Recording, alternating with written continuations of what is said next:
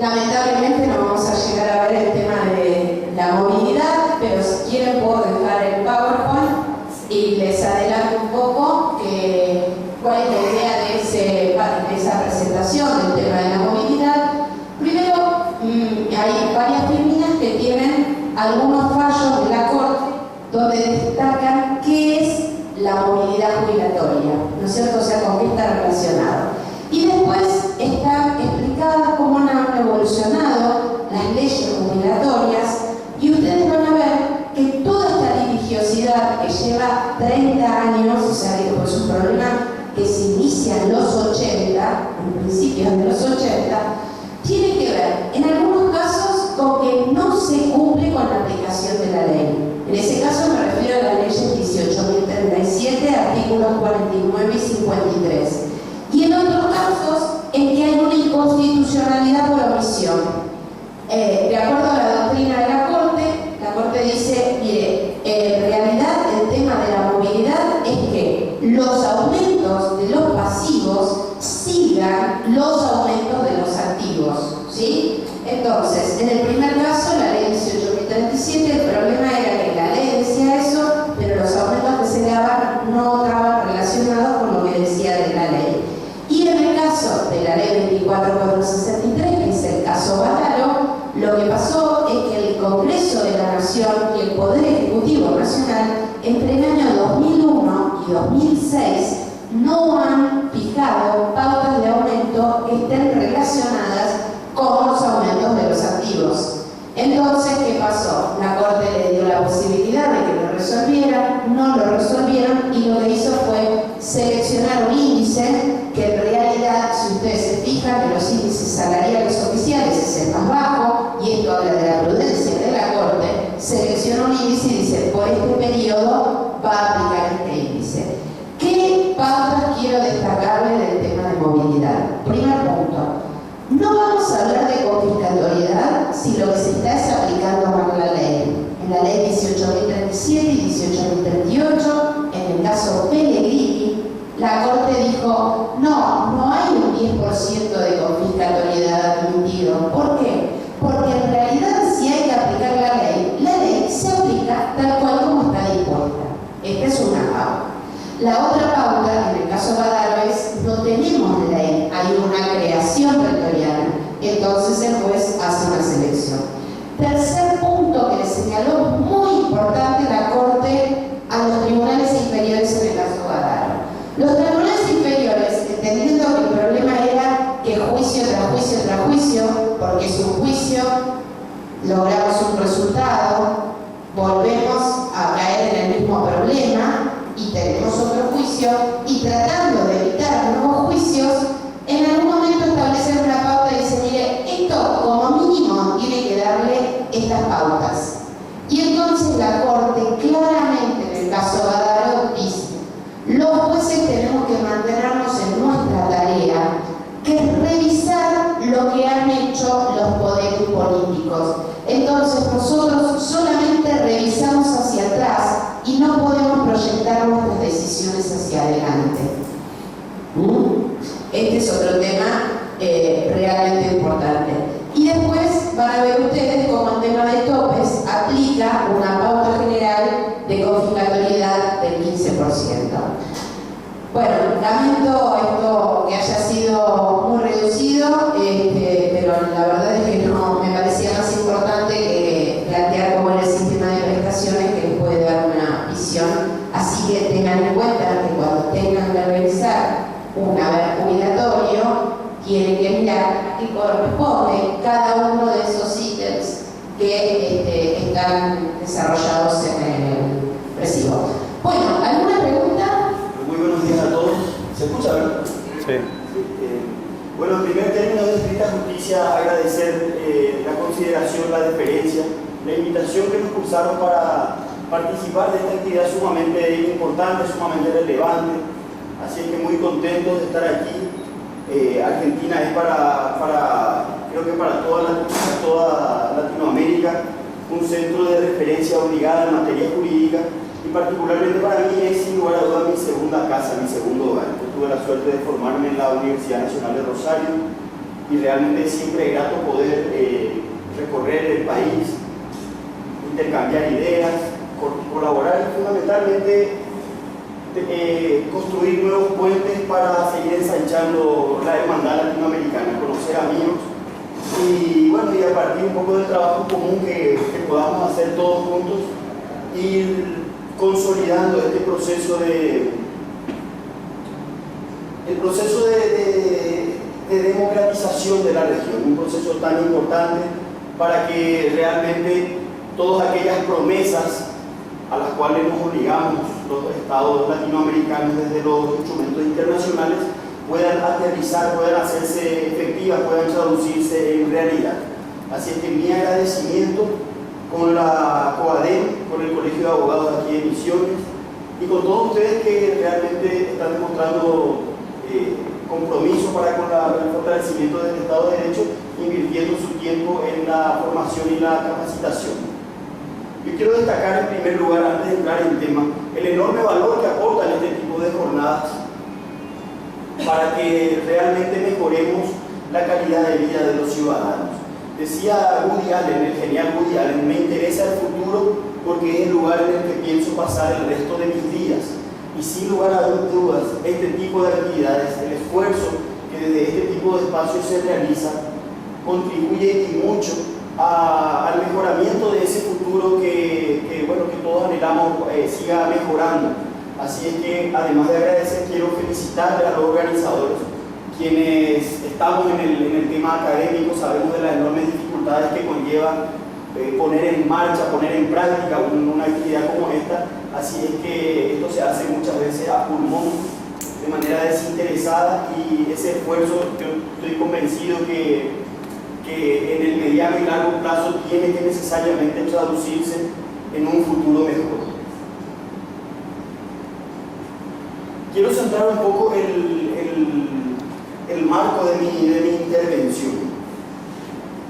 Yo tenía pensado ciertamente hablarles fundamentalmente, enfatizar al menos, como dijo Martín hace un rato, digamos, cómo opera todo esto vinculado al ejercicio profesional de la abogacía, el derecho al trabajo y la seguridad social en el Paraguay.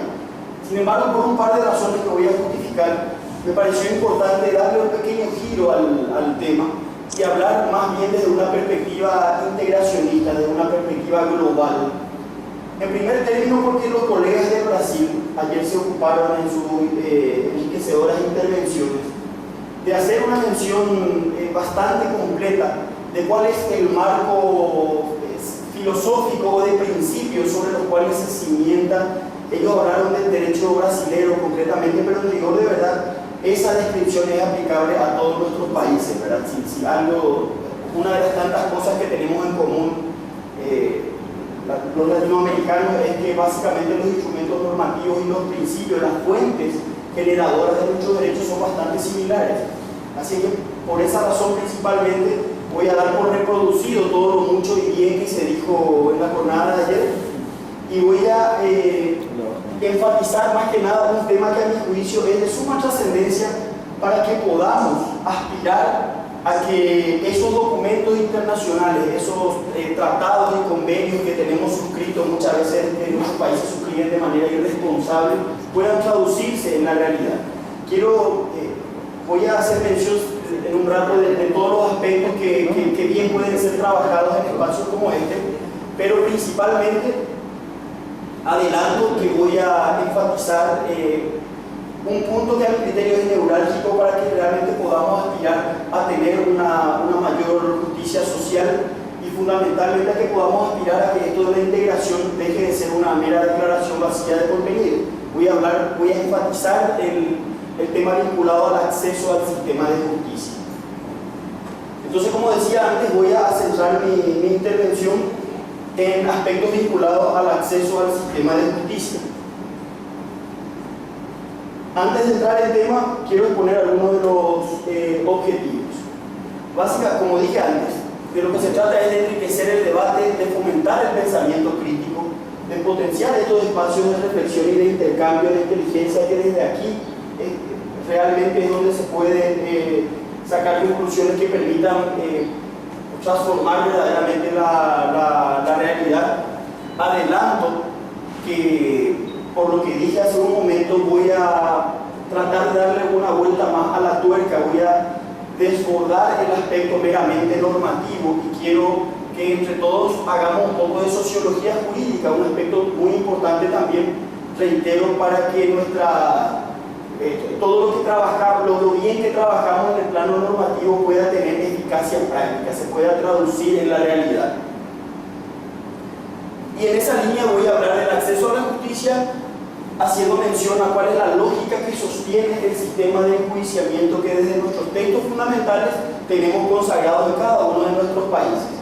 Me parece fundamental entender cuál es la lógica del sistema de enjuiciamiento, porque a partir de ese detalle, en primer término, vamos a ser más respetuosos con la Constitución Nacional, y en segundo lugar, vamos a, como ciudadanos, vamos a estar en mejor posición para direccionar adecuadamente nuestros datos cuando reclamamos la puesta en vigencia de los derechos, de las promesas a las que se obligan nuestros estados. Ocurre mucho, y ese es un factor de crisis actual del sistema de justicia, que debido a la tremenda ineficiencia de la clase política, la ciudadanía ha llegado a un grado de descontento tal que traslada toda su indignación y todos sus reclamos directamente en el Poder Judicial.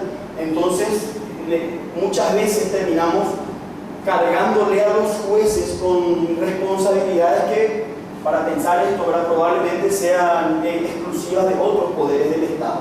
Y esa situación genera problemas no menores, empezando por el hecho de que los jueces muchas veces resuelven o dictan sentencias que son de cumplimiento imposible, o en el afán de poner en práctica digamos, las promesas consagradas en los tratados y la Constitución Nacional, se exceden en el marco del estricto margen, se exceden de los límites que la propia Constitución establece a todas aquellas personas que ejercen el poder público, y esos excesos tienen consecuencias, si no reales, cuanto menos potenciales.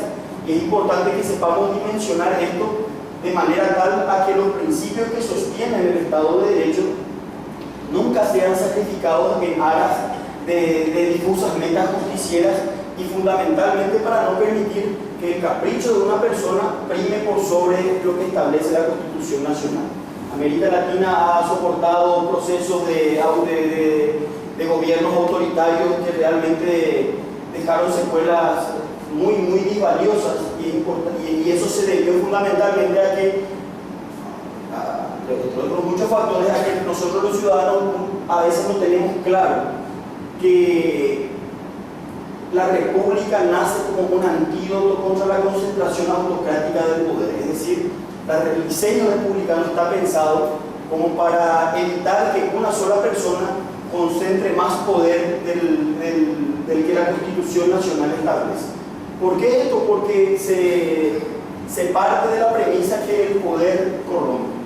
Y sobre esa base se han estructurado nuestros textos fundamentales, sobre esa base se edifica todo el esquema del derecho internacional, y sobre esa base tenemos que tratar de trabajar estos aspectos vinculados a la aplicabilidad de los tratados, en este caso vinculados a la seguridad social o al derecho del trabajo, reitero, para no desbordar peligrosamente esos límites trazados en las constituciones nacionales.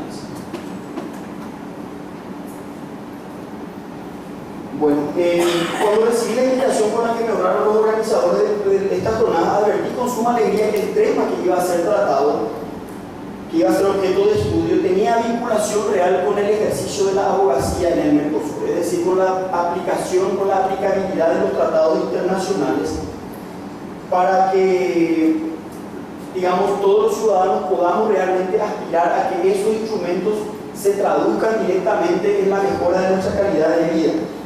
Fundamentalmente que entendamos que se trata de herramientas al servicio de la democracia, al servicio de la libertad y al servicio de la dignidad de los ciudadanos. A partir de ahí, entonces, el desafío fue articular un eje temático que me permita sostener algunas ideas capaces de generar pensamiento crítico. me pasaron entonces por la cabeza una serie de temas, una cantidad importante de temas que están vinculados a esto que tiene que ver fundamentalmente con las condiciones en las cuales los abogados ejercemos la profesión en nuestros respectivos países, pero también en el Mercosur. Temas, por ejemplo, vinculados al modelo de jueces que queremos, al acceso a la justicia, a la infraestructura de nuestros poderes judiciales, a la aplicabilidad de las garantías previstas en la Constitución Nacional para que los ciudadanos podamos controlar el ejercicio del poder público, a la lógica del sistema de enjuiciamiento republicano, sobre todo atendiendo a la cantidad de modelos que existen y fundamentalmente a esto que les decía hace un momento, la sobrecarga que nosotros, los propios ciudadanos, hacemos hacia los jueces sin advertir que ellos muchas veces, más allá de lo que pueda pasar en el caso concreto, equivale a darle un poder desmedido que tiene sus consecuencias, pero fundamentalmente que la Constitución no quiere otorgar. También podríamos trabajar sobre la base de pensar aspectos vinculados a estructurar tribunales supranacionales en un contexto regional como el del Mercosur, a semejanza de lo que hoy ocurre en la Unión Europea. Y son todos temas que realmente ameritan profundización, que llevarían muchísimo tiempo si es que vamos a con verdaderos congresos pueden armarse a partir de cada uno de estos temas en forma aislada. Así es que realmente es amplio el segmento de temas que podemos trabajar en espacios como estos, así que me parece importante en primer término hacer una delimitación del campo sobre el cual vamos a reflexionar. Como les decía antes, voy a enfatizar estrictamente lo vinculado al acceso a la justicia, pero dentro del acceso a la justicia también podemos encontrar una serie de temas que pueden ser largamente debatidos, así que como primera medida voy a señalarles cuáles son los aspectos sobre los cuales no voy a hablar. Voy a hablar por una cuestión estrictamente de decisión metodológica, ciertamente no exenta de arbitrariedad, pero reitero, me pareció importante enfatizar otros aspectos que pueden enriquecernos mucho más. Entonces, aspectos vinculados al acceso a la justicia que no voy a tratar, entre otros la infraestructura del Poder Judicial, es decir, si real ocurre, yo sé que pasa en Argentina, pero sería cuanto menos imprudente enfatizar lo que ocurre aquí, así que voy a centrarme estrictamente en lo que pasa en el Paraguay. Ocurre mucho que tropezamos con inconvenientes que van desde cuestiones básicas, como por ejemplo los juzgados no tienen recursos mínimos como impresora, tinta, papel, escritorios.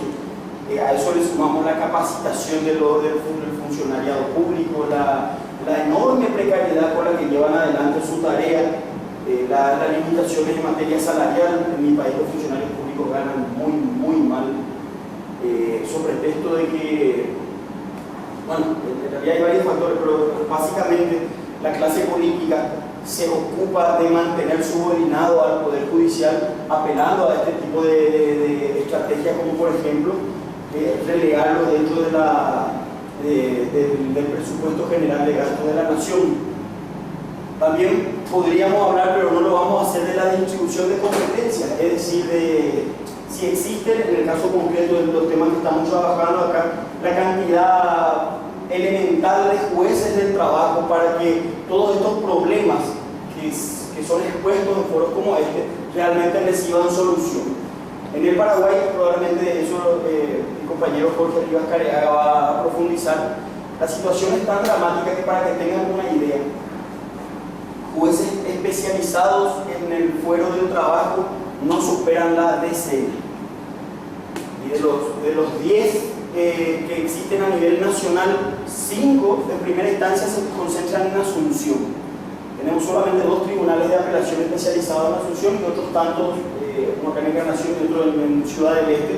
Así que ya solamente ese detalle marca a las claras la enorme dificultad que tropiezan aquellas personas vinculadas a una relación de dependencia, a una relación obrero-patronal, tanto trabajadores como empresarios, a la hora de acceder al sistema de justicia.